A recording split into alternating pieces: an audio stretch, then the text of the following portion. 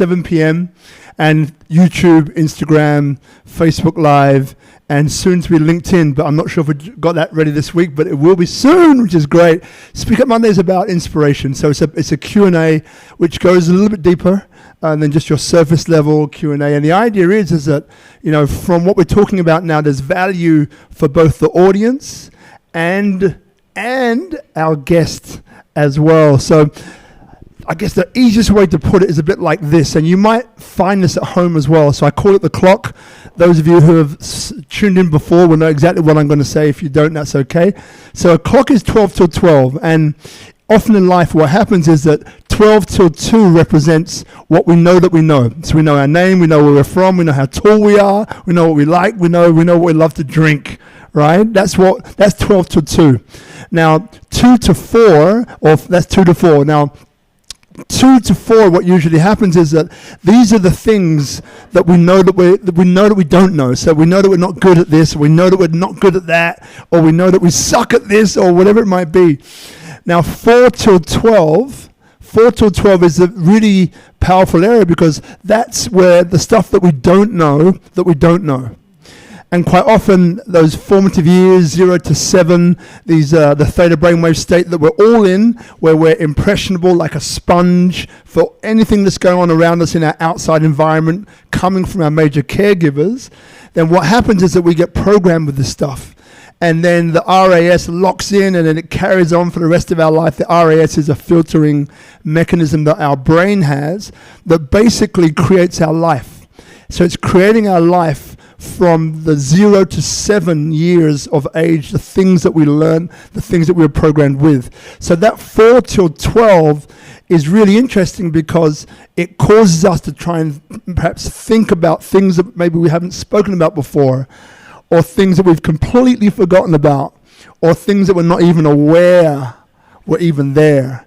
And this process of Q&A can usually get into that area, which can then affect us for days afterwards. Now that's with our guest speaker, it's with our audience here watching like this, or here watching like that. I won't say who's here, but they're all here, right? So just be aware of that, and maybe be on the lookout for the next few days, what might come up for you, and just pay attention to it. Don't need to do anything about it, but just pay a little bit of attention to it. Okay, that's a bit of a long intro, I know. So I just want to welcome you, my darling Mathilda Dwi Lestari. Welcome to SpeakuP Monday again. Yeah, thank you for inviting me again. It's been too long, I guess. I know. Yeah. And I love having you. And the interesting thing that we spoke about the other day was that, you see, you are the reason why this whole thing became a Q&A, because for those of you who don't know, we started this about 81 weeks ago, because this is number 79. And what we used to do was like a presentation and then a little Q&A at the end, right? Yeah. Now, because, can I tell them the story? Yeah, please. All right, this is a funny story. So basically, a great friend of Mathilda and a friend of mine, a friend in common, was talking about this amazing woman who was part of this first female team to climb the 7 highest mountains, or the highest mountain on 7 continents, including Everest. And I thought she was talking about a person who she just admired, right? And I was like, yeah, she sounds amazing, she sounds great. A week later, she brought you to SpeakuP Monday at Life in Bali, the spiritual home where it started, and I didn't know. And then she said to me, like, oh, Rob, remember the woman I was talking about last week? I said, yeah. Goes, well, here she is. I was like, because I honestly thought you were a person that she was talking about but didn't know. But didn't know, yeah. And then, of course, we had a cancellation for the following week that never happens. And I wasn't panicked by who's going to be our next guest, but it was a case of me wondering, I wonder who's going to come in. And within about 30 seconds of meeting you, I was so impressed by you, and I knew you were a bit cheeky. So I thought, you know what? And I suddenly realized you are our next guest. So what happened was, we had this chat, and I said, look, Mathilda, I just want to let you know that you're our next guest in 7 days' time. That was shocking, to be honest. Like, I couldn't talk, I couldn't speak, It's not my expertise to do that. So you actually said, no, I'm not going to do it. I said, yes, you are. She goes, no, I'm not. Yes, you are. No. And we went backwards and forwards, right? Because she had seen the presentation before, and it was more presentation style, a little bit more selling, a little bit more. And she was like, there's no way I can do that. And I was like, you're going to do it? She goes, no, I'm not. I said, yes, you are. No, you're not. And then the idea popped for another little download, popped in from the universe and said, Q&A. And I said, look, you know what? We'll do it as a Q&A. And I remember your face. You were like, and you said, yeah, I can do that. So 7 days later, we did the first SpeakuP Monday, but Q&A only. And you were the one who started it, and that created a little idea, a little seed in my mind. And then, I don't know, maybe 30 weeks ago, I thought, you know what? It would just be Q&A. You know, so you are the one who actually started it. And I was just like, yes! So this is number 3 for you, the 3rd time, right? I think it's been. And yeah, so that's great. And so today I'm looking forward to getting a little bit deeper into your story. And obviously people here who don't know who you are, you know, they're going to get a chance to get to know you at a more deeper level, and a level that's more relatable, right? Not so much, ooh, but like, oh, that's what kind of person she is. So first question, and by the way, we don't script or rehearse any of these questions. They just drop in and I just speak them, which is great, because then you don't need to prepare anything. It's just like, what's he going to ask me? All right, so the first question, easier one. What pops in is that, so, you know, like, you've done something incredible, right? I love the way that you inspire women here in Indonesia and around the world. I love the fact that you're making a documentary, and obviously we're talking about the book and giving you a bit of advice about the book. And I love that, right? Because obviously Indonesia is a place which is, you know, largely Muslim. So if you think about that from those watching from somewhere else, you know, a country that's largely Muslim, and these 2 amazing women go out and climb the highest mountain on 7 continents, including Everest, is not something that everyone would even think about doing or even has done. And the beauty is what comes behind that, you know, why you're a national hero to me is that how many women would look at you and think, you know what, if she can do it, all 4 foot something of her, you know, like, what's my excuse? You know, if she can do it, if they can do it, why can't I? So keeping that in mind, you know, like, was there anyone, you know, in your younger years that inspired you? And if they did, what kind of person were they? What role did they play in your life?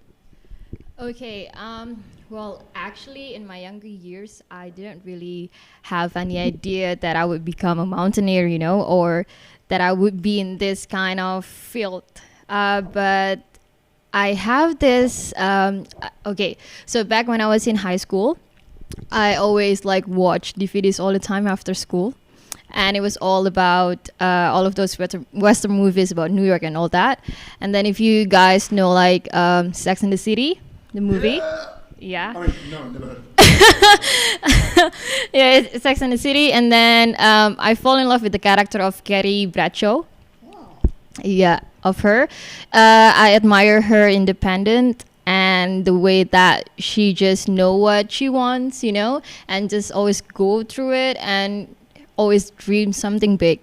So I was basically, maybe that is one of my idol, even though it's a fictional character, you know. So, and then like in life, that's what I've been doing, I guess, because I'm not really close to my parents. So like most of my decisions I made by myself. So I'm not like, Mom, can I do this or that? It would be like, Mom, I want to do this, you know. And then thank God, like they kind of like, okay, you can do that, you know, like they give me freedom to do all of these things as long as it's positive, you know, the things that I'm doing. So yeah, so and then but growing up, and then I got into this mountaineering club. I have this one girl, she's Caroline Glitch, she's from Utah, and she's one of the bad-ass ski mountaineer. She's really little, just like me, like 155 centimeters, and she got bullied because, like, you know, that stereotypes of blonde girl and like so small and little and all that she cannot do anything, you know. And then yeah, she got a lot of bullies from the internet or like from people around her, but she kept practicing and right now she's one of the Patagonia's athlete, and people are looking up to her. So, yeah. You know, like I love that. Carrie Bradshaw inspired you. I love it. My partner Marina loves Sex in the City. She'll probably kill me for saying that. Sorry, Marina. But she does, right? Not that she watches it anymore, but I love that. You know, the idea, because I know the character, right? Yeah. And it's good. So part of the show is about this one thing, which is people inspire people, right? And growing up in kids' homes and all that stuff, for me, that's what it was like. People inspired me to become more, to become greater, to expand and try to get the most out of life that I could. And of course, you know, that's what drives us all, you know, which is great to hear. Now, one thing you said about your parents, right? So they gave you the permission to do it, but you weren't that close. Now, is there any reason that you think comes up as to why you weren't that close? Maybe it's because, okay, so my parents are working, and then since I was a kid, they always drop me at my grandmother's house, and then like by the time they coming home, and then they will pick us up again. So it's basically, I just met them like in the morning when we are preparing for schools, and then like they're preparing to go to work, and then like in the night they will come back like at around 8 or 9 p.m. and I already like done with my homework, and then just like go to sleep, you know. So there wasn't like communications or anything like that. But yeah, I think right now getting further from my family, it gives me like more like caring about them. So like sometimes we call and like texting and all that. So yeah. You know, being a parent now, without knowing your story completely, you know, like they were leaving early in the morning, come back late at night, so they were working. Yeah. Right? Okay. And do you have any siblings? Yes, I have a brother. And a younger brother. Younger brother? Yeah. And is he living at home? Is he away from home? Right now he's living home because of the corona, but I think he's right now like finishing his study. Yeah, so he's home right now. Got it. So the thing which comes up for me is that, you know, your parents are amazing because number one, in no particular order, they allowed you or encouraged you to do something as long as it was positive. Yeah. Brilliant, right? Number two, clearly they were working a lot, right? And being a parent now, I understand part of the sacrifice, right? So you sacrifice, you know, being there every day in your kid's life because you want to create something and opportunities for them, which probably your younger brothers enjoyed. Going and studying and finishing education and so on, right? But the first one is usually a bit different, right? So our younger daughter and our elder daughter are very different people. Oh, we're the opposite. Yeah. Like totally the opposite. Like he doesn't want to come out, you know, like he's a gamer. Yeah. So basically he's always in front of the computer when I'm like, no, why don't you go out? Come on, you know? But yeah, we're just the opposite. Yeah, and so our kids are like that. Right, which is amazing. So, but your grandparents were the ones who spent more time with you, right? Is that what you're saying? Yes. Yeah. And what kind of character or nature, which kind of, like, you know, we say that people have a certain view of life. Some people, it's not right or wrong. Some people maybe see the glass half full. Some people see the glass half empty. Some people like to play safe. And other people just want to expand and go for it, right? Even if I didn't mention the category, what type of people were your grandparents? I think I got a little bit of influence from my grandfather. Like he was the one who took me to go for cycling, you know, like I remember that. I think almost every in the afternoon, like he would take me on a bike, and then like we were just like cycling in the neighborhood, you know. And then he was building a swing, so then most of the times I took a nap in that swing, or like when we're not cycling, then we would just like go for a walk somewhere, you know, around the neighborhood. And then yeah, I think I got a little bit closer to my grandfather. So you had that adventurous spirit. Yeah. Okay. And your grandmother, what kind of energy or spirit did she hold? She's really caring. Well, she gave birth to like 6 children, so we're a pretty big family. And yeah, she always take care of us, like, you know, making like some really good foods that I always longing for, you know, like every time I go back from the mountain, I always ask for, you know, like that pearl, I don't know what it's called, but like something pearl with coconut milk, and then like the macaroni, stewed macaroni. Those are the two dishes that I would always longing for from her. And yeah, she's just typically that kind of grandma who's caring a lot about their grandchildren. And of course, to me, like she's the one who always worried the most every time I go out there, you know. You know, I love this because, you know, again, you know, like what you can see is that your grandparents were the ones who spent more time with you because your parents were busy trying to create opportunities for you, right, and your brother. And then, you know, your grandfather had that spirit of adventure, right, taking your bike rides, let's do this, let's do that, come on, let's go, Mathilda, get out, open doors, outdoors, right? And I bet your brother didn't have the same upbringing, right? Yeah, because we're impressioned, right? And then the other thing which I love, which I'm not sure if you made this connection yet, is that, so what people don't realize is that during this corona time, you've actually been doing what for the local community? You've been making...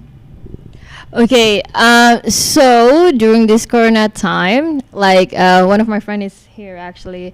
So we were having this catering service, and then yeah. So we want to share. It's different kind of thing, but we want to share about. Like we want to create a lifestyle of having moderation in foods, you know. So it's not just about always like.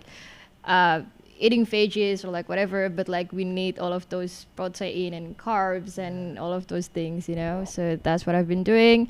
And also during the corona time, I also like write a book, so then I can share all of this experience and like knowledge to everyone, a book about this expedition.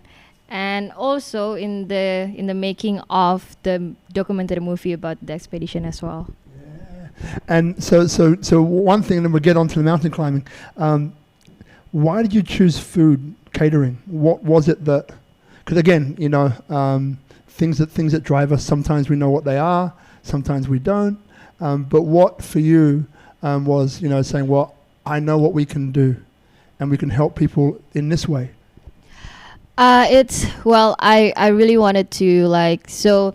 I resigned actually because of the tourism here. You know, like Bali is really depend on tourism a lot, right? So I was working in a tourism field, and then by the time I was like, okay, I think I just quit my job because then it get worse and worse. And then like one of my friends here, like she really loved to cook, and like her cook is amazing. So I was like, okay, why don't we do something about it, you know? And then just buying us some time, you know, to get back on track again. And yeah, it's just good to do something again. Yeah, and then like you share this lifestyle, that this moderation of foods to everyone around you. And so did you realize that, you know, it's when you come off the mountain, where do you go? Grandma's food, right? So this is what I mean about sometimes the stuff that we see and don't realize, or sometimes we see it and we forget it, you know, like, and it's crazy cool because then it gives us a different appreciation for our lives and a different appreciation for those people, whether they're alive or dead. You know, like now I have a big thing about parents because being one, I really get, you know, how much of a sacrifice it can be. So the people that I'm around, you know, I'm a bit of a preacher. You know, I'm like, have you spoken to your mum and dad? Have you spoken to them? Have you told them you love them? Have you told them thank you? Have you told them? So I'm gonna say the same thing to you. Have you told your mum and dad that you love them, that you thank them? To be honest, not recently. Not recently, but yeah, I will do that for sure. I hope so, and that goes to everybody, not just you. Me too. You know, I recently found my father again after growing up in a kids' home for 18 years, and we have a great relationship. Unfortunately, my mother's passed away, so I don't have a time to really relate to her. But I'm so happy that I have a great relationship with my dad, right? And I call him Dad, and I was able to forgive him whatever for everything that happened. But it's a really powerful thing. And as a parent, do not, as as a sibling, not as a daughter or a son, do not underestimate the power of just saying thank you and acknowledging, your mum and dad, because honestly, they went over their own mountains so that you could do the same. So it's really powerful and really important, right? That's me getting off the high horse now. All right, so let's move forward. So now mountains and climbing mountains, right? So now a lot of people here don't really realize the organization and the work it takes to do something like that, and the money, right, that it takes to actually do something like that. So my first question would be, where the heck did the idea come to complete the 7Summits challenge? How did it come up? What was the conversation? What was the environment around it coming up? Okay, so I'm gonna take it back to like 6 years ago, basically. Okay, so our expedition is called WISSEMU, or the Women of Indonesia 7 Summit Expedition Mahitala Unpar. And then it was an initiative from our mountaineering club back in the university. And then back in 2009 until 2011, we actually already had the first team to be the 7 Summiters, but they were all males. But it's coming from the mountaineering club that I've been into. It's called Mahitala.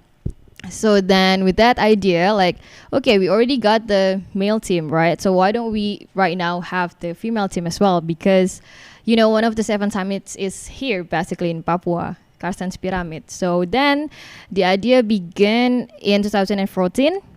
There were like 10 women who signed up for that. And so we climbed Carsten's Pyramid at the very first time with a mission to change the rope of the climbing route up there.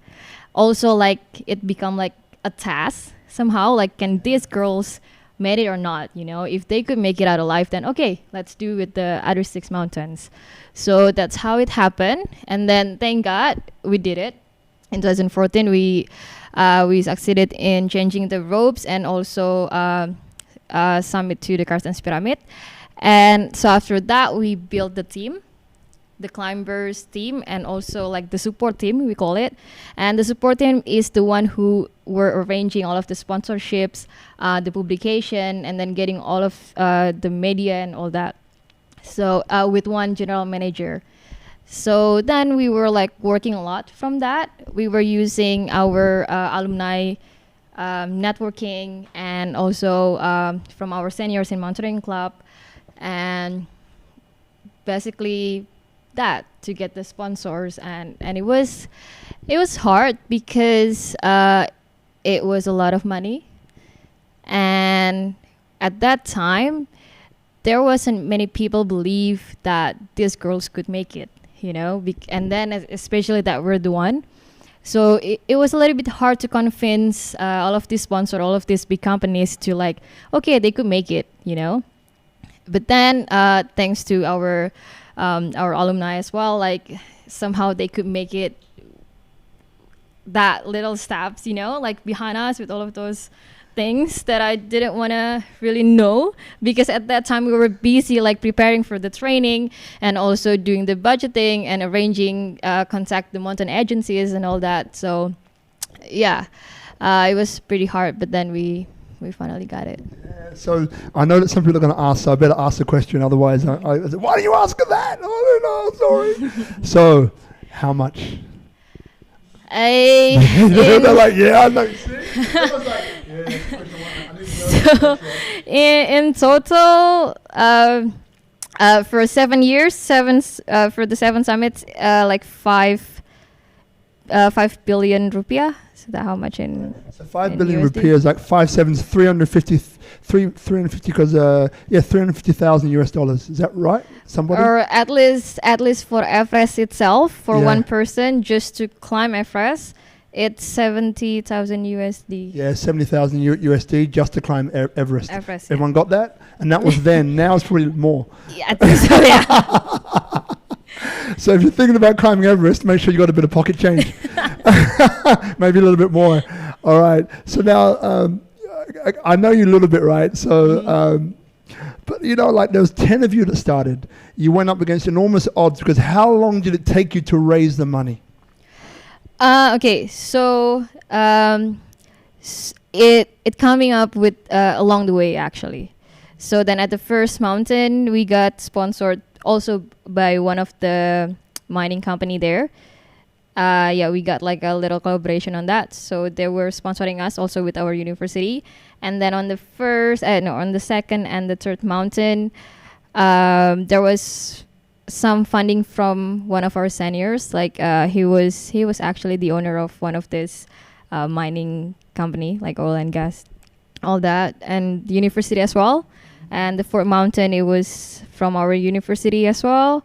And the fifth, Finson Massive, that was in Antarctica, and that was really expensive as well. So we started to like digging up some more networks, you know, like trying to, we were basically putting all of the proposals to the banks, to companies, to everyone basically, until at the end of the day we got sponsored by BRI, by them until the 6th and the 7th mountain. So yeah, we were working a lot on it, like along the way. Never stop. Yeah, I bet. Did you ever doubt, like, because you know you're making history, right? That's what you're putting before a sponsor, saying, "Hey, we're 10 women. We're going to make history. Back us, right? Or back out, right? That's basically what you're saying, and you're going to get probably a lot of no's. Maybe some people are saying you got to be dreaming. Other people are saying like, no way you're going to do it. If it was guys, maybe I would support it, but women, no way, maybe. So, and you're slowly, because over how many years did it take you? It took us like 4 years. About 4 years, right?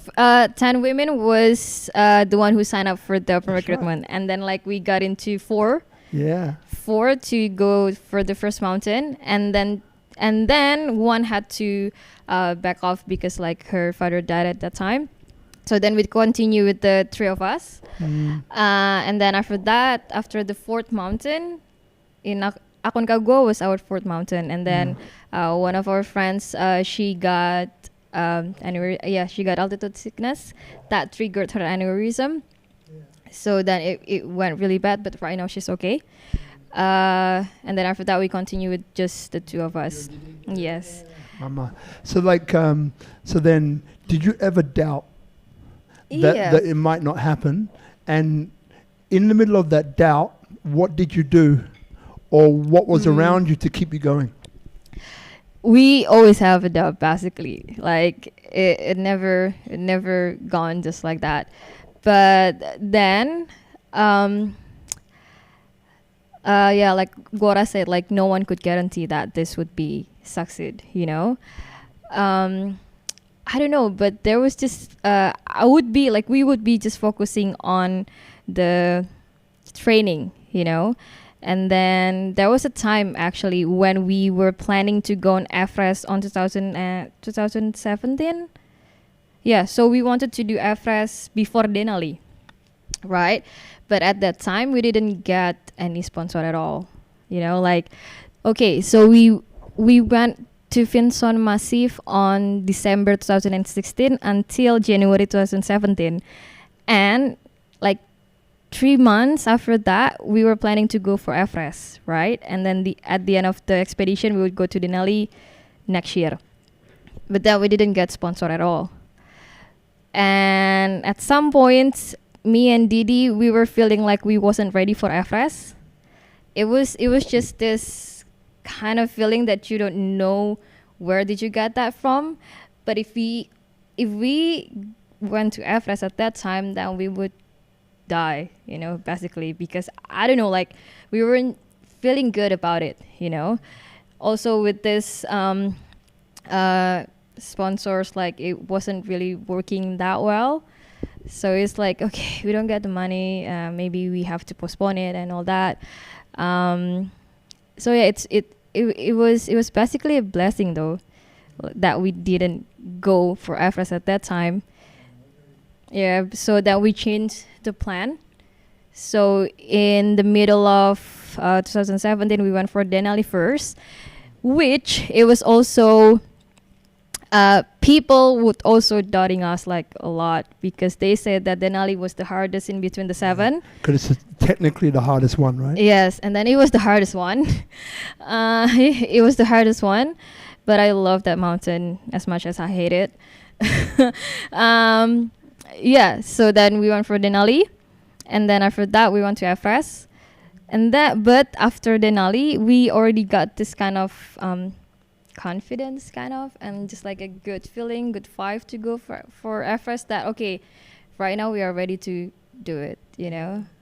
So yeah, there's always still a doubt, not just about the sponsors but like in between ourselves as well, but I think we just have to go through it, you know. Getting goose pimples here. So why do you love Denali so much? I love Denali because it's a pain in the ass, if I could say that. So every day I always had this feeling of scare, you know, and I felt like I didn't want to go up. I was wishing for the bad weather to come, because most of the terrain, it was all like glacier and all of that crevasses. I was like, oh, okay, I don't want to fall into that crevasses, you know. And we had to carry our own weight for like 22 days, so it was something for me. Like I think we carried for like around 40 kilos, while I was just like 45 at that time. So yeah, and then it was the 6 of us, me, Didi, one of our senior, and then like 3 of our guides. And the weather was pretty extreme though, and yeah, there was no porter, and then you can see the way that it was always uphill like that, you know. And then you gotta carry the sled. So I was like, okay, how am I gonna do this? And plus with the pressure from everyone who's been done Denali, that it's gonna be, you're not gonna make it, you know, you're not gonna make it. So I'm like, okay, at least if we're not, okay, maybe we couldn't go to the top, but at least we're going home safe, you know. That's like the worst thing that we were thinking at that time. And I was also riding a wheel before I went to Denali. Yeah, because I'm so scared of that. But then when we got to the mountain, I was like, there was no bad weather at all. Like literally there was no bad weather at all. I was like, shit, okay, so this meant that I'm just gonna go, you know, like, okay. So I woke up every morning like, okay, fuck, like, okay, this is sunny. Yeah, but no. Damn it. Yeah, okay, let's just go, let's just do it. Okay, it's just another day. You're gonna be sleeping in your warm sleeping bag again, and you'll be fine. So I always thought like that every time, you know, because yeah, luckily the mountain let us be there. So yeah, the mountain let us be there. Can you tell us a little bit more, because you climb many? So what do you mean by, what does it mean to you? Because clearly it's not just this one, right? I think it's a theme with you. Yeah. So basically, before I climb or like do any other activities, or like before I go to the mountains, when I arrived there, I would just like you know, just touching the ground or like touching the trees, and then like, okay, like making some kind of connection to the mountain, you know. So it would be like, right, I am here right now with my friends, with my team, so please keep us safe. I'm gonna be here just like to enjoy enjoy the nature, and then just like be grateful with it. So yeah, please keep us safe. And if you don't want me to be here, then yeah, you know. So yeah, and then like so far, the mountain always let us to be there, I think. Yeah. And so, is there anyone in your family, right, that you can think of that maybe saw life in a similar way or in a different way? I'm not sure about that, actually. I think so far, as long as I know, at least until my grandparents, I'm the one who's doing that. I'm the extraordinary one, I guess. Yeah. And so when it comes, because what I can see now, I'm loving this, by the way, because each time we go a little bit deeper and I get to know you a little bit more, and so does everybody else. So, and thanks for being open and honest. And man, like English is your like second or third language. It's like, God damn. So You are I don't know what I'm doing so talking about well. actually. You are doing so well. Like really, when you watch this back, you're gonna say, well, I did good. You know, I did good. So I'm telling you now before you get there, so you understand you're doing good. Okay, thank you. Right, you're welcome. You're welcome. So like, what I'm getting right is that a lot of the time there was doubt around you, not necessarily coming from you, but there was, you mentioned, but other people doubting you, right? So people watching here now, I think we all have doubt, right? And maybe it's about turning down the volume of that doubt to not stop us from getting to the next place or taking the action. So like for you, what would you say is your gift? How do you overcome that doubt? I was just thinking about that earlier. Like maybe I was a robot when I was in that expedition, because like it literally like in those 4 years, like your day has already been set up. You know, like in the morning you wake up, you go to classes. I was studying back then, and I took some classes as well. And then after that you get to lunch, and then classes again, and then after that you get you exercise. And then in every exercise that we have, we always we need to reach the target, right? So, and then after exercise we went for dinner, and then after that we have like meetings to plan the whole thing basically. And then basically my days were just like that. And then like on the weekends we would just go hiking somewhere.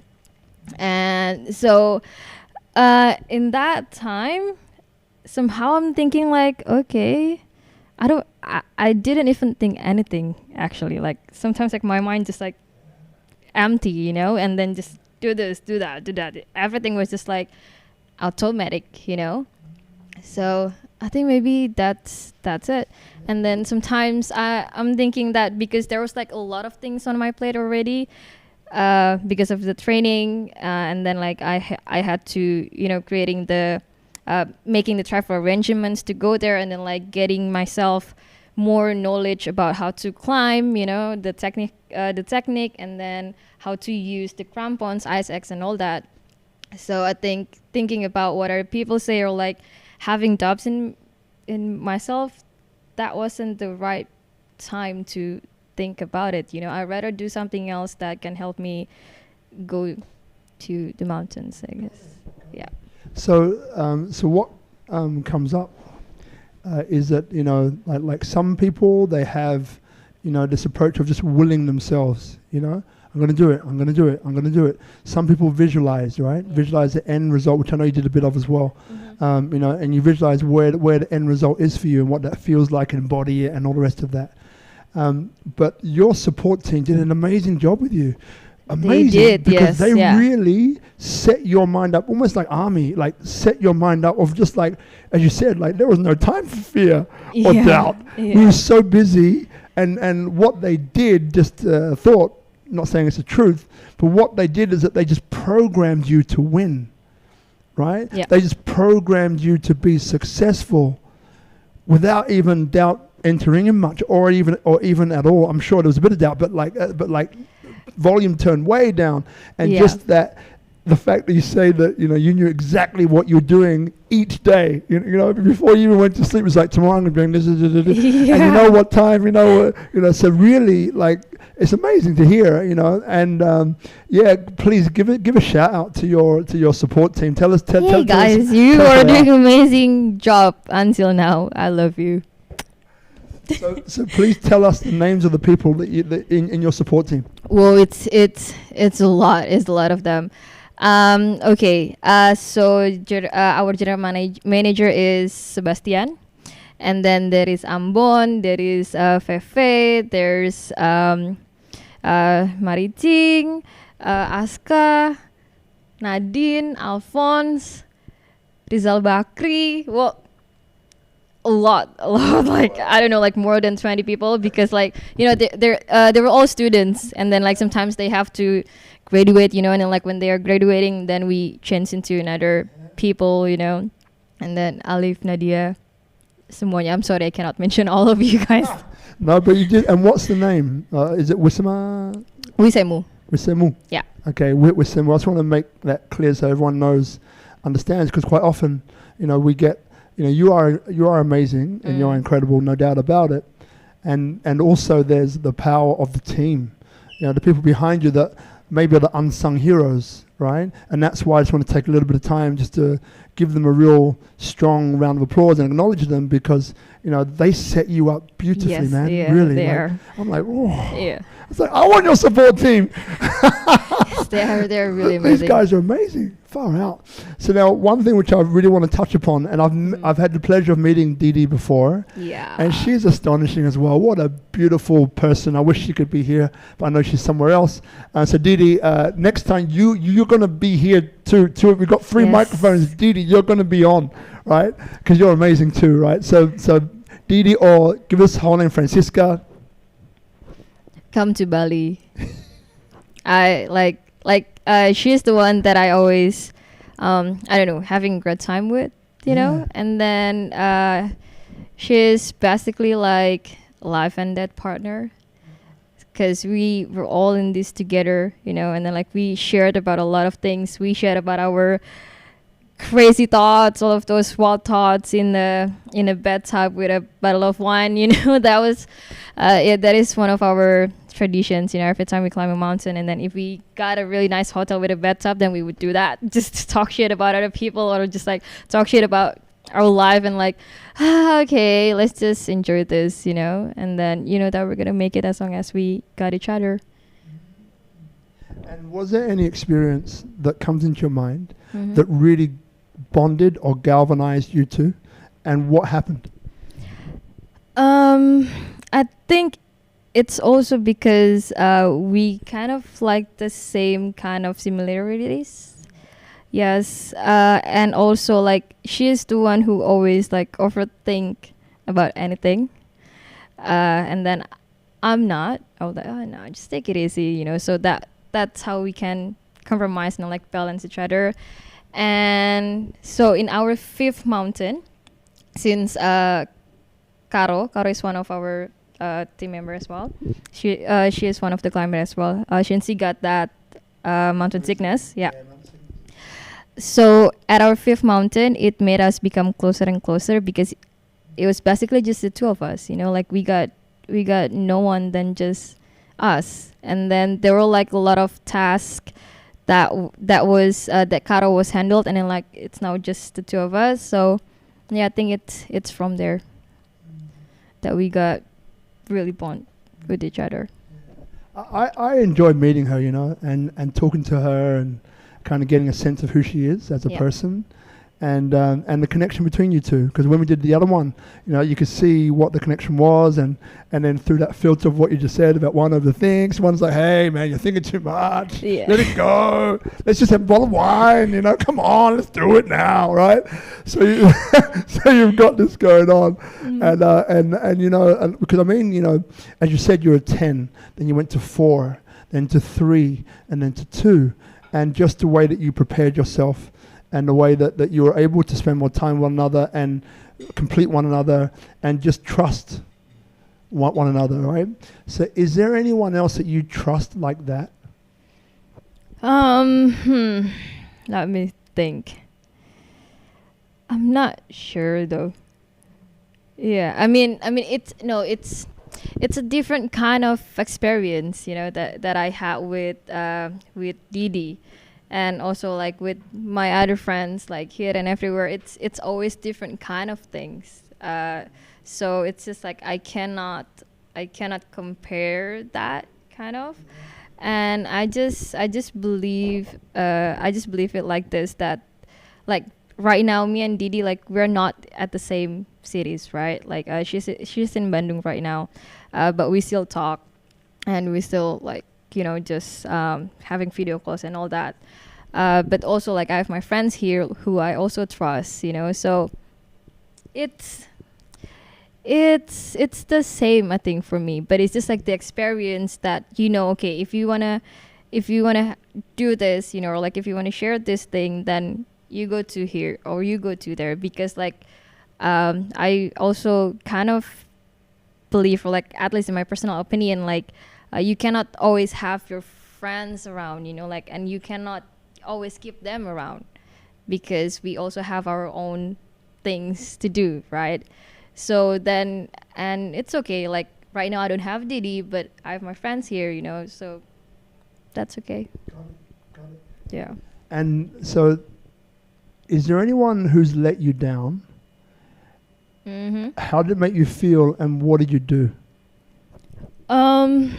Yeah, there are some of the people that kind of let me down. Sometimes it's still hard. There are some things that I still cannot forgive for what they did. So I just decided to, okay, I don't want to see you anymore. Like, I just want to cut you off for a while until I forgive you, because I don't know, it probably sounds selfish, but it's just not good for me if I keep them in my life for my own healing time, so yeah. And so this is the last question on this sort of, maybe it's not, I don't know. So by you not forgiving them yet, what do you think that's costing you? Oh, a lot actually, and that's a really hard question. A lot actually, because it's not just about, it's not forgiving them for them, but it's more about forgiving them for myself, and that's like, working on with ourselves with this mind. And then I think the meanest person that can do the worst thing is your own thoughts. It's yourself. So yeah, that's right now that I'm dealing with, and it's, trust me, it's hard. And here's the thing, right? That's a really tough question, right? Remember, it's not me asking the question. Just come in and ask them. It's like, I'm going to get you wrong. That's a hard question, right? But it's something that we all have to face, And that thing about facing ourselves, we're often asked, like, do we love ourselves, right? Yeah. And that's not on an egoistic level. It's kind of beyond that, I think. And but it's a really valid question because, as you said, right, we are our own worst critic, and like the tough part is that, if we carry that around us, even though we don't think about it, it's like a energy vacuum, like it's drawing energy away from us, right?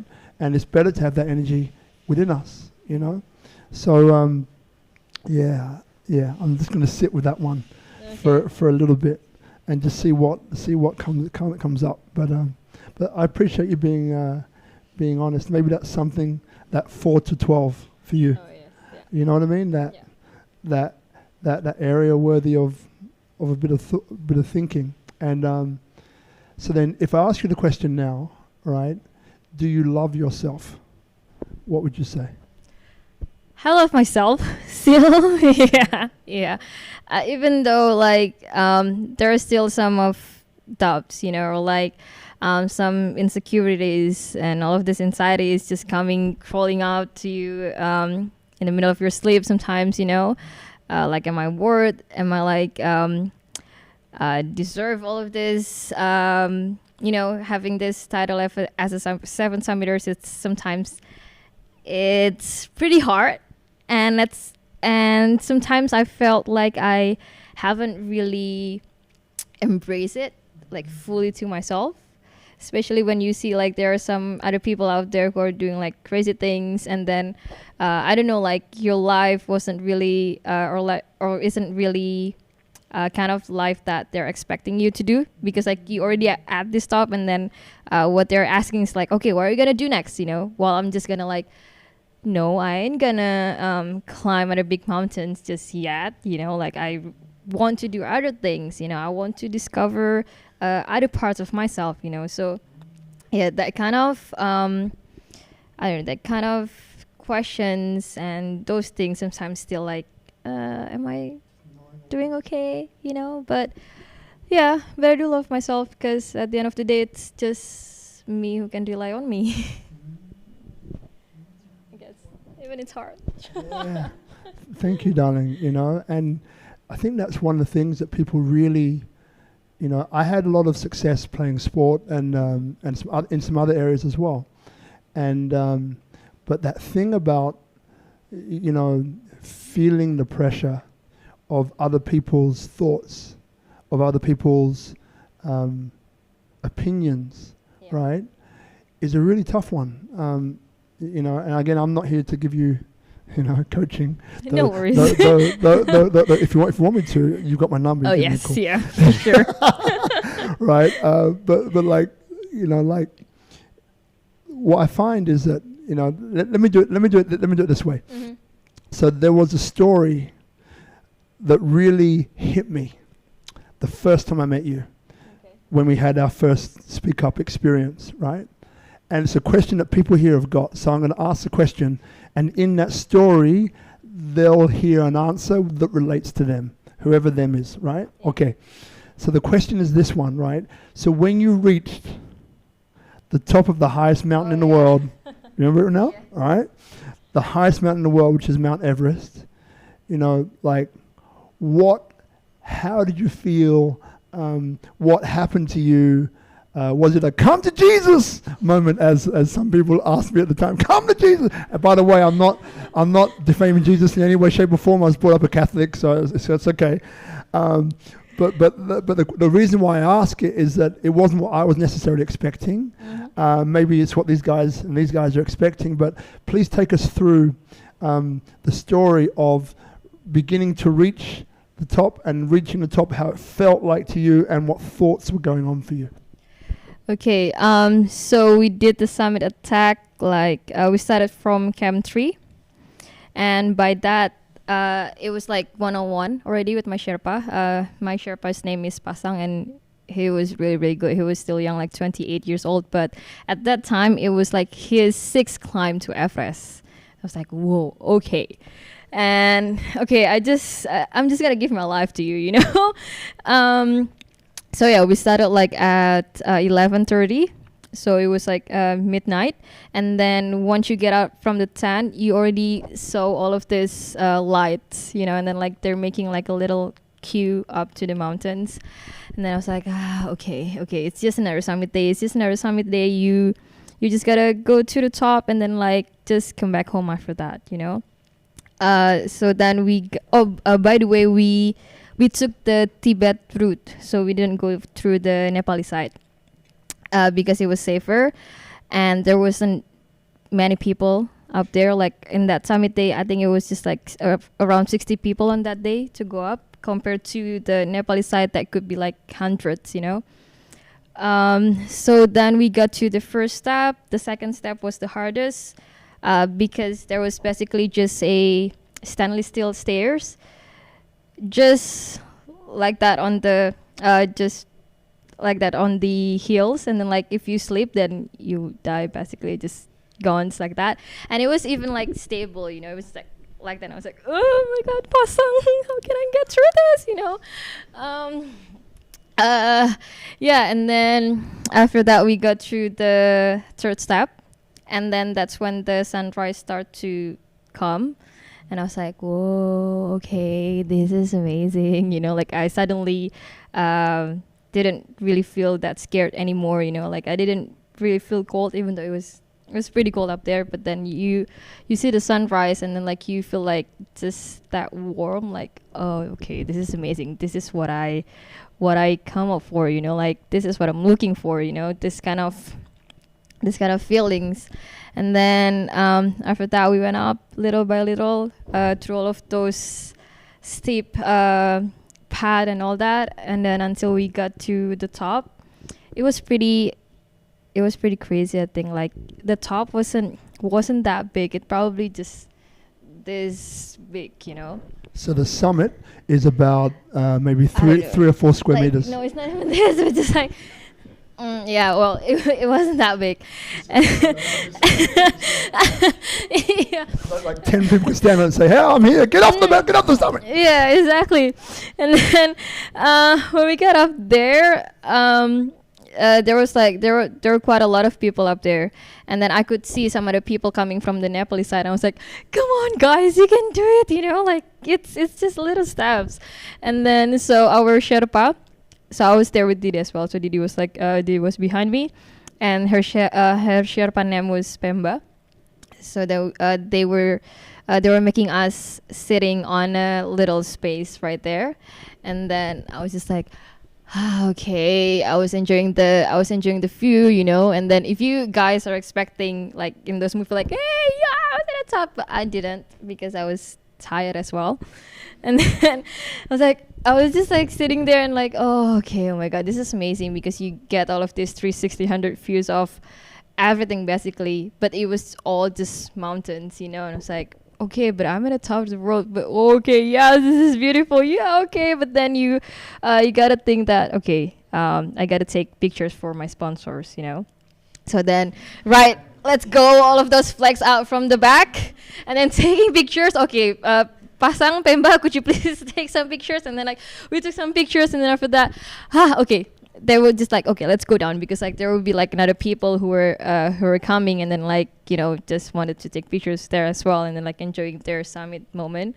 And then after that I was like, oh shit, we had to go down again through that 3 steps. I was like, okay. So like, here's the thing, just so you get it at home, right? Here's the thing. So you've climbed to the top of the highest mountain in the world, right? Yeah. Which is a true come to Jesus moment, right? Yeah. You're at the top of the world and you're there thinking like, oh, I'm exhausted. You're realizing that you're in what we call the death zone, right? Yeah. Which is 8,000 meters up. 8,000 above 8,000 meters. For every hour you stay there, it's like you're dying slowly, right? Yeah. So you can't stay up there for so long. And then you're thinking as well of like, well, man, I'm up here now, but because what people don't realize, what I didn't realize, you know, until last time we spoke, most people die on the way down. Yeah. Not on the way up, because you've expended all your energy to get up. Yeah. But you want to conserve the energy for the way down. So it's not about climbing, it's about descending. Yes. Right? Which is like, oh, you know? Yeah. Like, that was like a ding moment for me. I was like, damn, because I didn't realize that, right?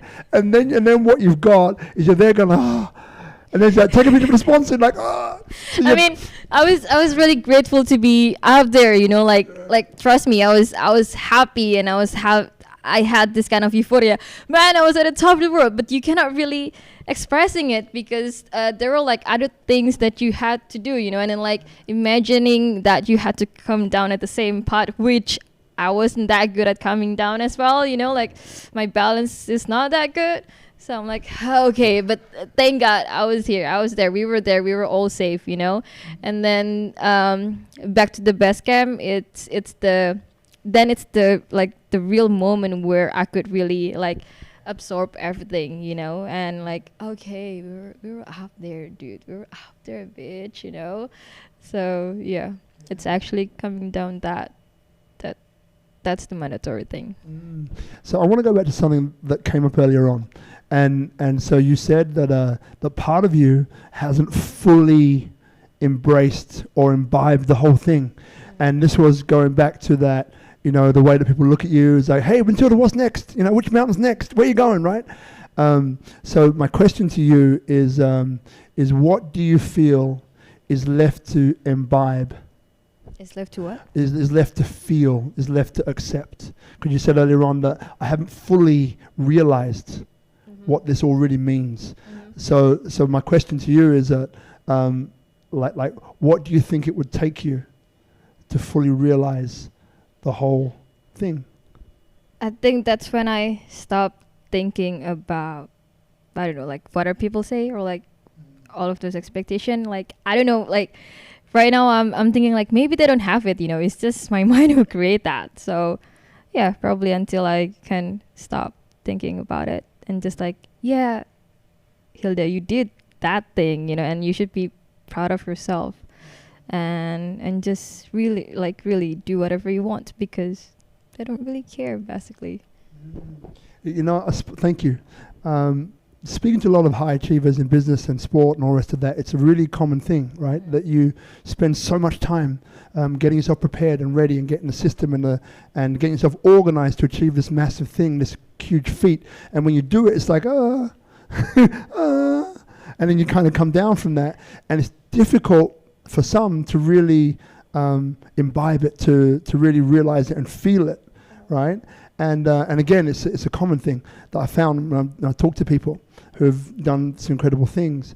And like, so I look at someone like Branson maybe, and I don't know Richard Branson, I've never spoken to him, but what I get for him is like, for a certain period of his life, it was like, well, I've done this thing, what's next? Oh, yeah. You know, and it's this thing of how do I create that rush, that more than an endorphin rush actually, but how do I create that feeling again? I have to conquer another mountain, and there's just mount a conquering mentality that comes in, and it's a tricky one to shift and to be, you know, and so now what happened for you is that something came up for you, right? So what's coming up for you now? So I think my mountains right now is to be able to shift everything, you know, like especially during this corona, like we cannot travel, you know, and that's one of the things that I really love the most, you know, like I always have this plans to go back to Nepal and then like doing the Annapurna circuit, or even like go to Australia for to climb the Kosciuszko and all of those plans. And I'm like, okay, right now let's just sit down, you know, and then like shifting from that day-to-day schedule and like being a robot to not being a robot, to be able to feel all of the emotions from yourself, and also like feel the emotions from around you, you know. I think that's my mountains right now, just to be function as a normal person, I guess. Got it. Thanks for sharing that, darling. Thank you. And you mentioned Corona, and obviously we spoke earlier on about, you know, the things that you're doing to support and help the people here in Bali, which is amazing. And, you know, if you could say maybe one or two of the most important traits, meaning like attributes or skills or ways of acting. So what one or two do you think are extremely important to have now as a person living here in Bali or in Indonesia to make it to the next place? I think it starts with yourself, like really working on yourself, especially like right now. So I'm actually always have this feeling of I always go somewhere. I really need to go out. You know, I always have this big energy to like explore and, you know, do things, you know, and like right now I need to come down, you know, and that's the problem. And then it comes to, and then when I sit down, I realize that, okay, I have another problem. I have another problem that I haven't been dealing with, or things that maybe I don't know that I have, you know.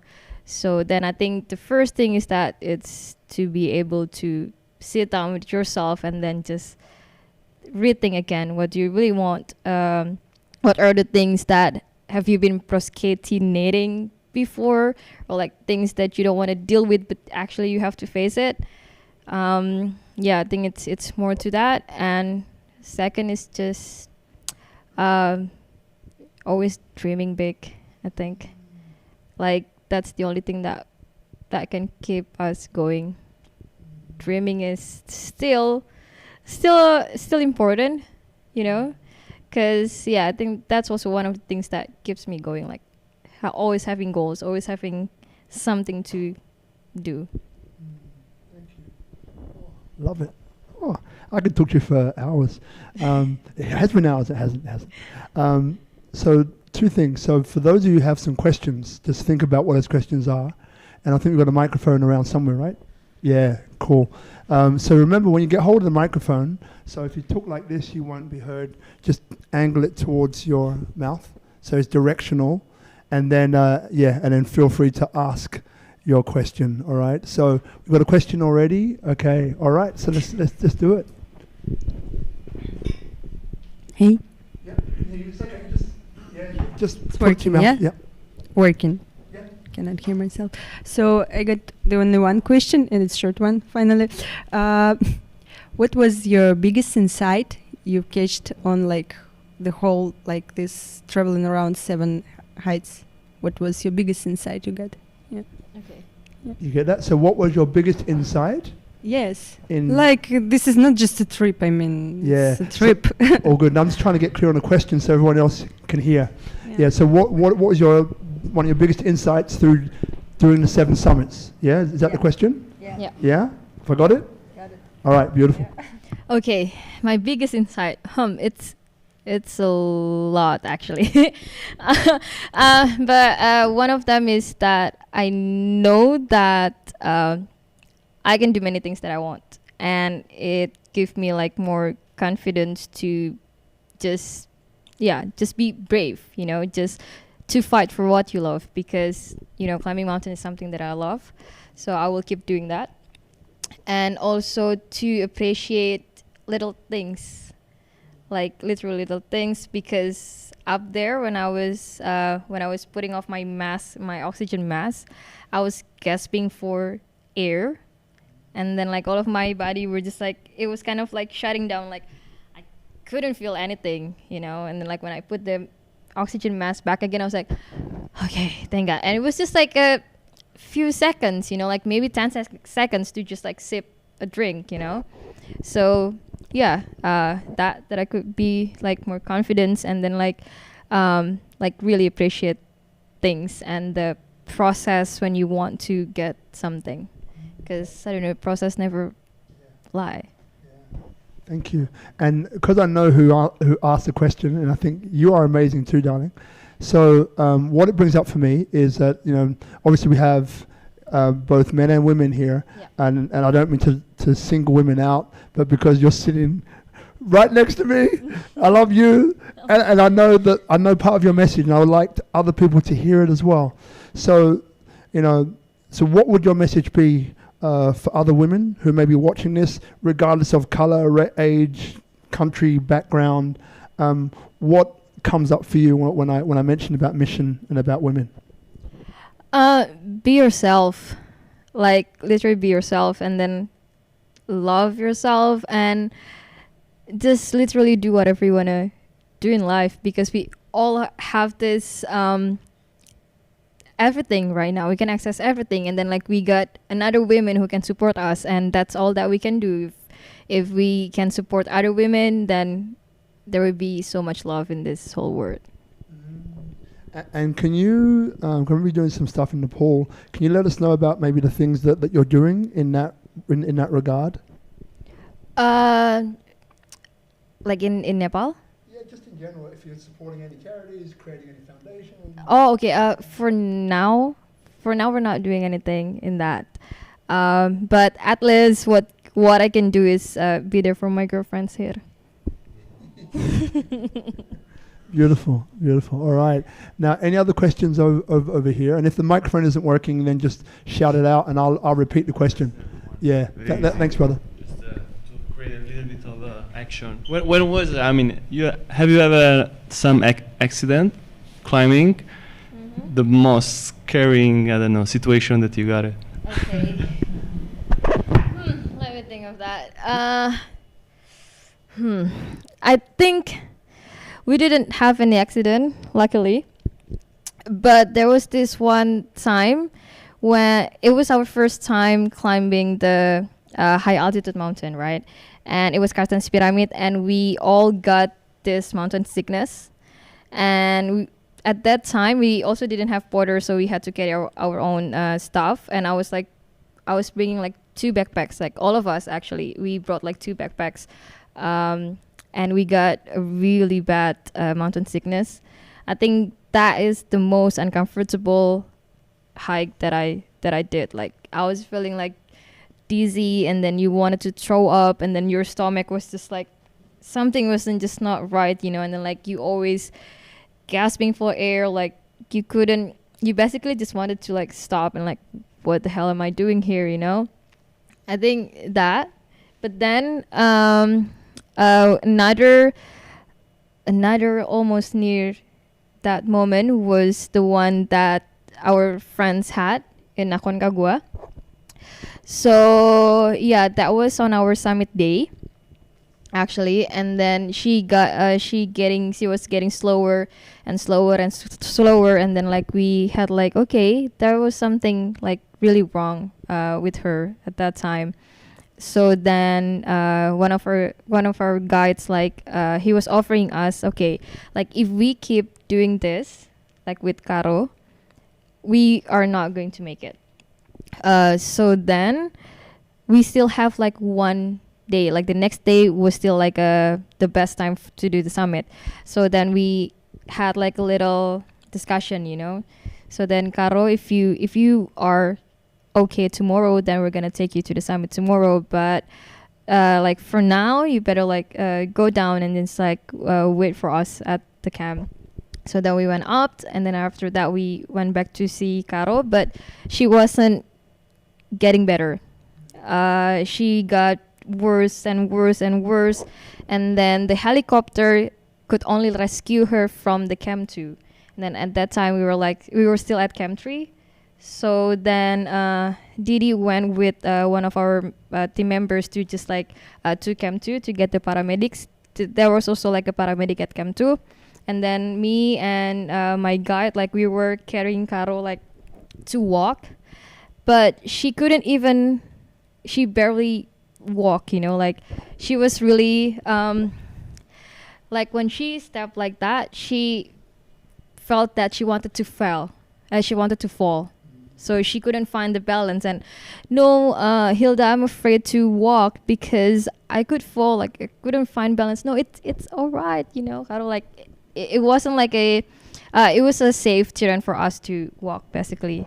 So then I really had to be patient. Like at some point I wanted to like being mad at her, you know, because like, come on, Caro, if you don't want to walk, then we're gonna be here like forever, you know. But then okay, I know she's in her worst condition. So then we literally like, okay, just walk little by little, and then like our guide also like called the rescue team and all that. So then there were like some porters came up to help her. And then we finally made it to Camp 2.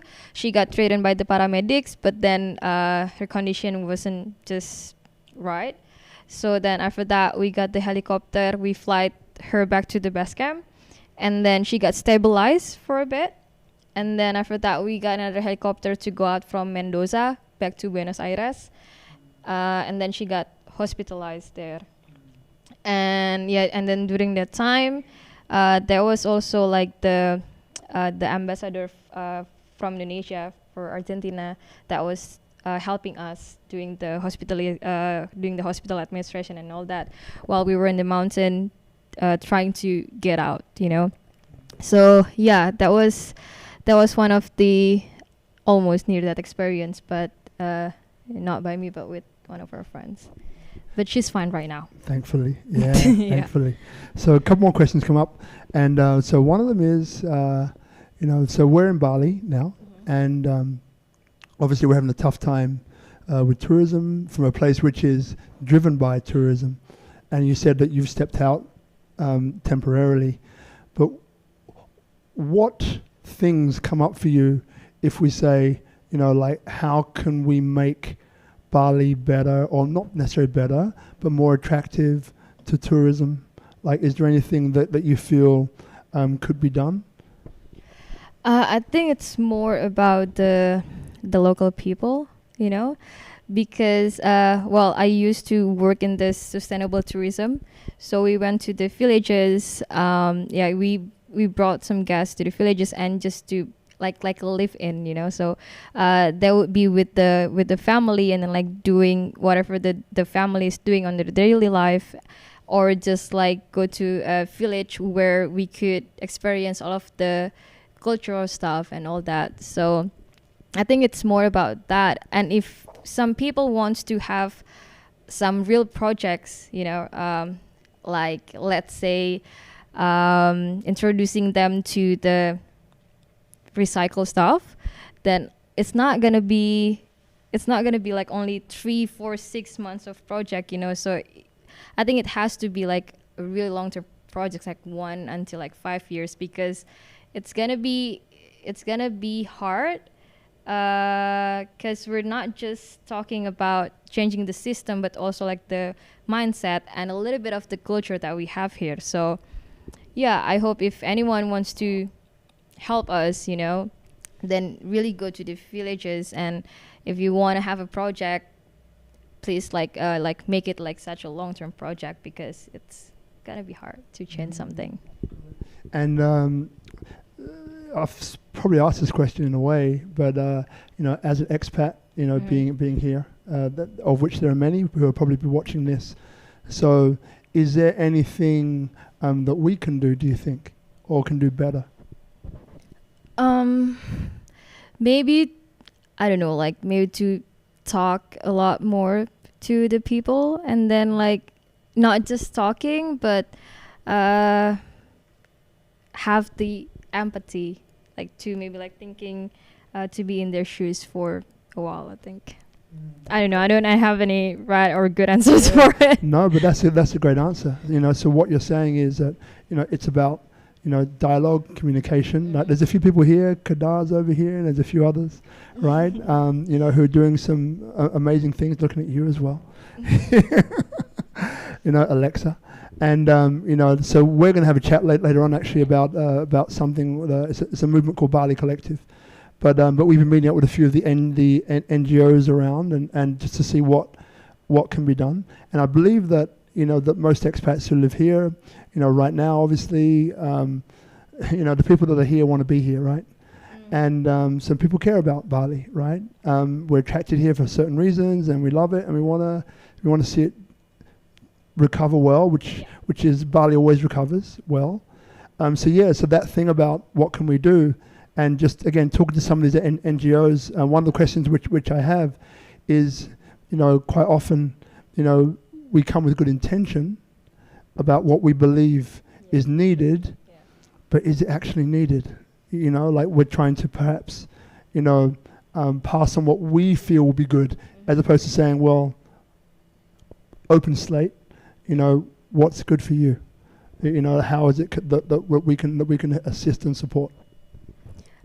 For us, for Indonesian right now, like for, I don't know. I think, well, I cannot really think about things right now to do, but yeah, I think just to talk and just like dig into, is this something that you really need, or not?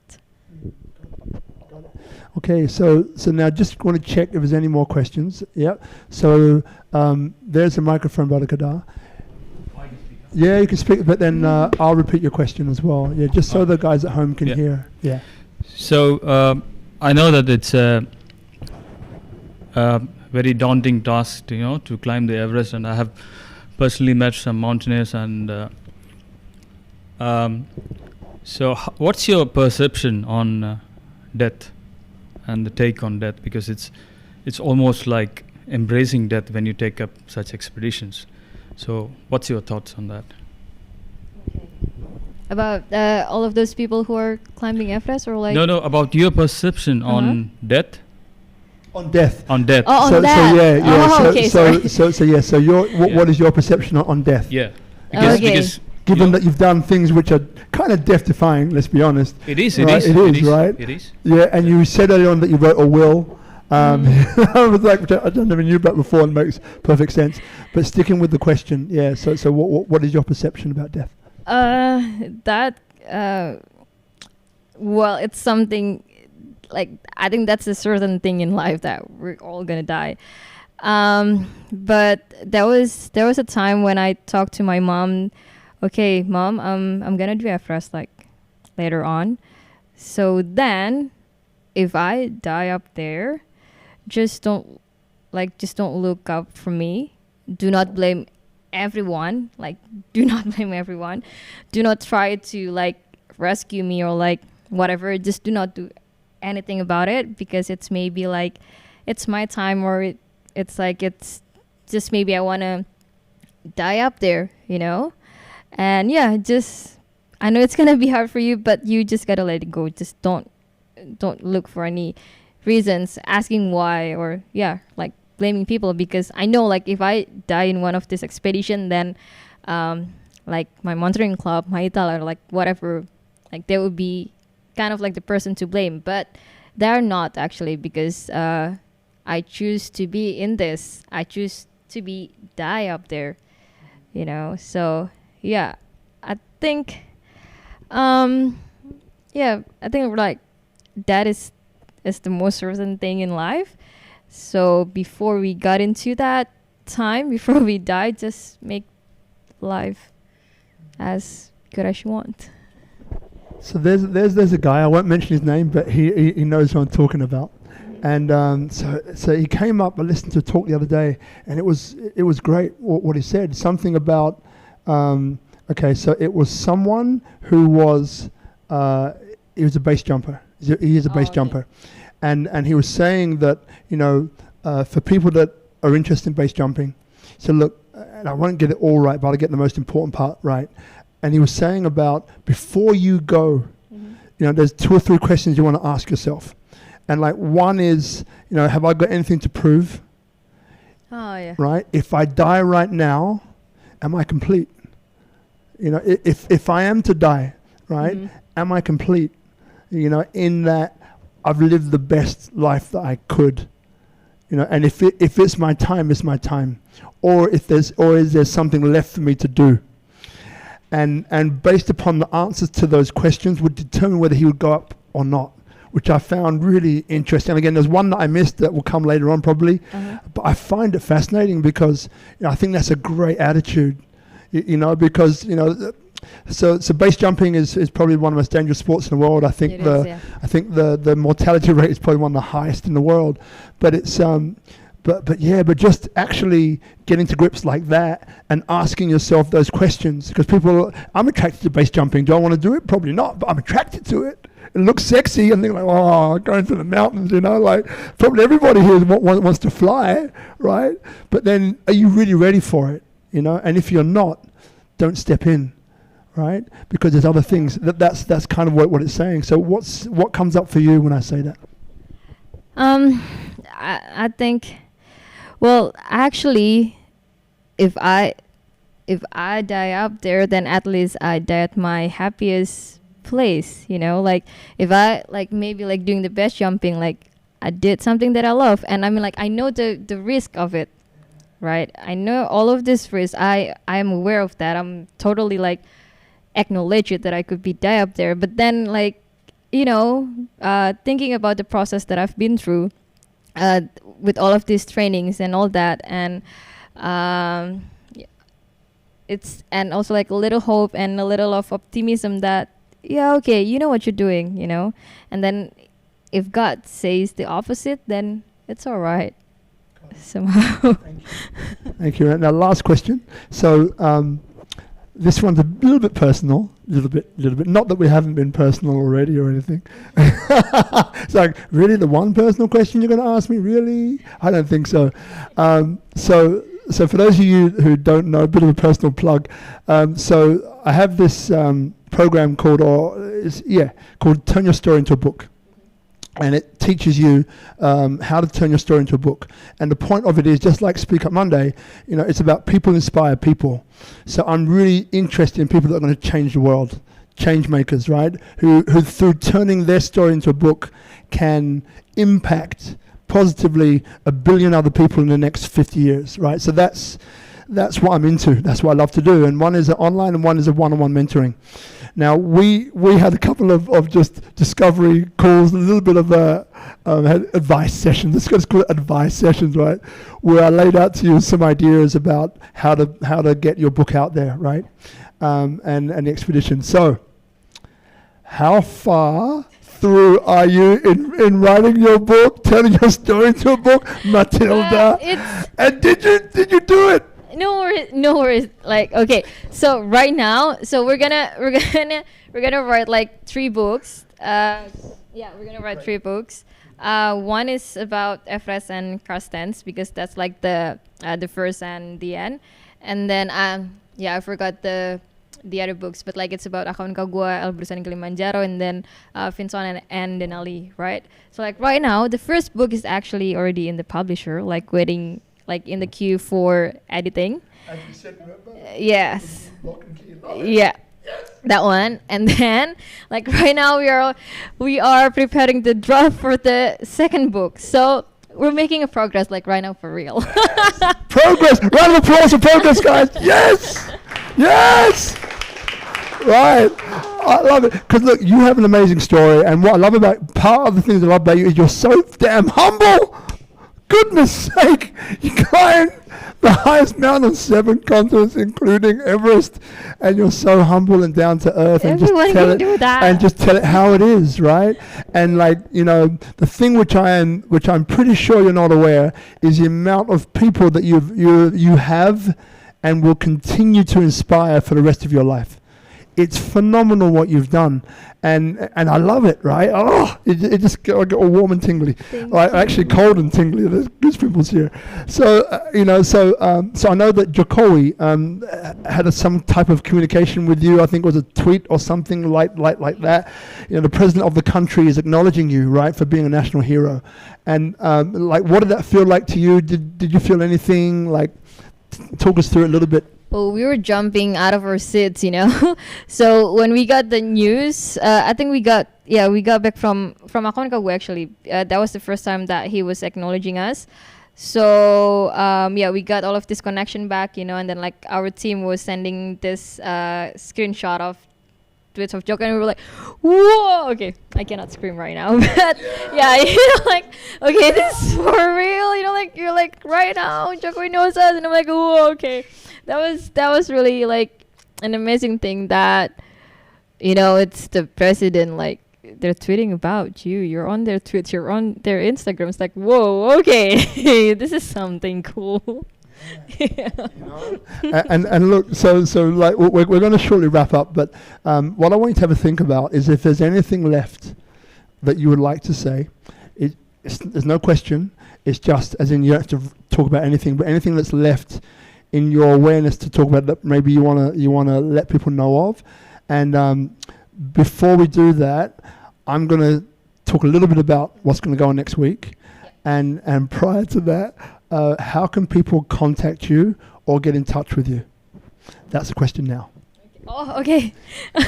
So, we have this WISSEMU Instagram account at Ina7Summits or Mathilda_Dwi. That's my personal. So, yeah, you can contact me through that or like Facebook. All right. So, WISSEMU is spelled WISSEMU. SMU, yeah. But the name of Instagram is Ina 7Summits. So, Ina, so that's INA, the number 7, and then summits. Yes. Yeah. All right. So Ina 7Summits. All right. So that's for you guys there, and wherever else you are, and here. All right. Cool. And you got your Instagram, which is Mathilda Dwi. So Mathilda, and then the underscore, then DWI. Yeah. Right. That's on Instagram, and then Facebook is like your full name. Yeah. So Mathilda Dwi Lestari. Yeah, Lestari. Yeah. You see? Are we in a spelling bee right now? I'd like to say I'm really good at spelling, but I have my moments. I have my moments. So in a minute, honestly, I'm going to get you to wrap us up with something that you'd love to share or say or just be acknowledged for. But I want to acknowledge you first. And I just want to say thank you so much for putting yourself forward.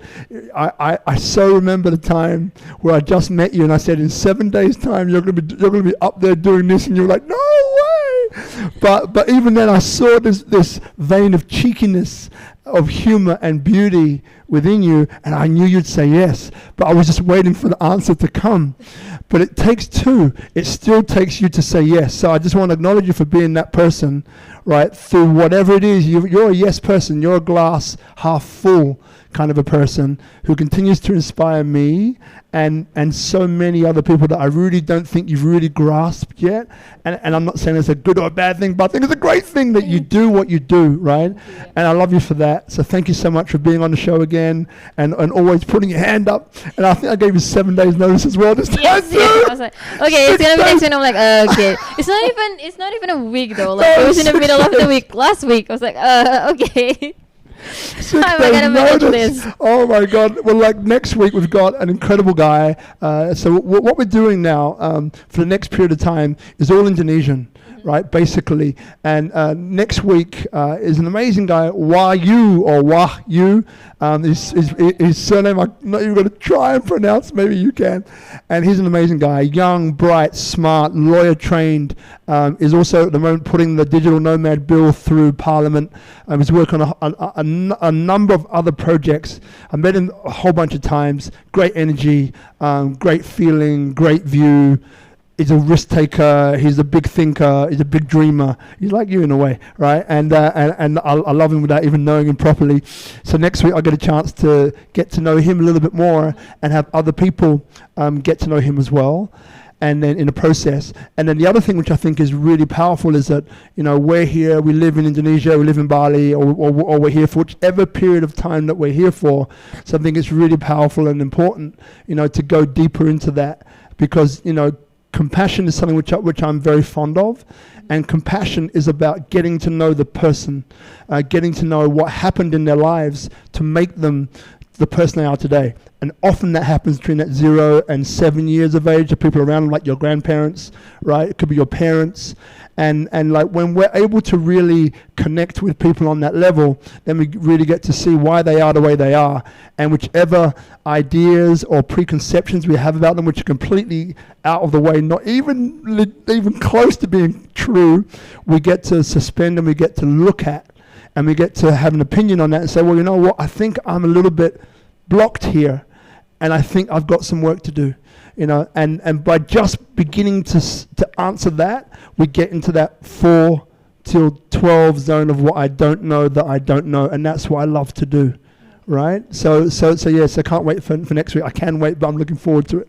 Right. So for everyone else here who's tuning in, thank you for watching. Please pass this on, right? Because at the end of the day, it's about passing it on. This is a community initiative that started with a friend. I started it with a friend called Morten, Norwegian guy. He gave me an idea, and then that idea stuck in my head, and I just ran with it.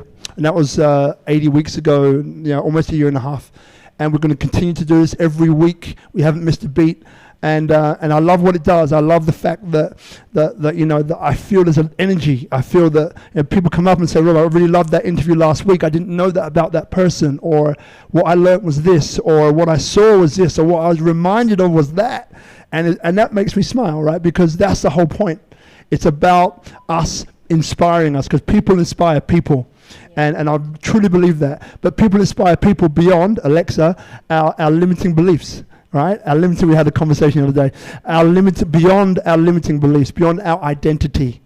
Right? And this identity is what we come into the world with. It's what we go unconsciously going through our lives. And sometimes we need to disrupt that. So we get to look at ourselves and ask yourself the question that you're asking. Do I love myself? Who am I being? What am I about? London over here has got an amazing project coming up, which I'm looking forward to helping with, right? There are some incredible people here in Bali. It's an incredible incubator for amazing ideas that affect the world at large.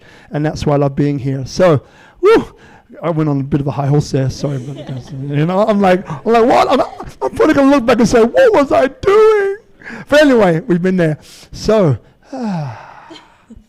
the closing. Thank you so much, darling. Thank you so much. Well, thank you so much for giving me the opportunity to share again, like right now, especially with like different crowds. So then I could just tell and like share my stories again. I think for now, just enjoy your life as much as you want. Do whatever you want to do in life, and just literally like dream about something big, because you're gonna get there. Thank you so much. Thank you.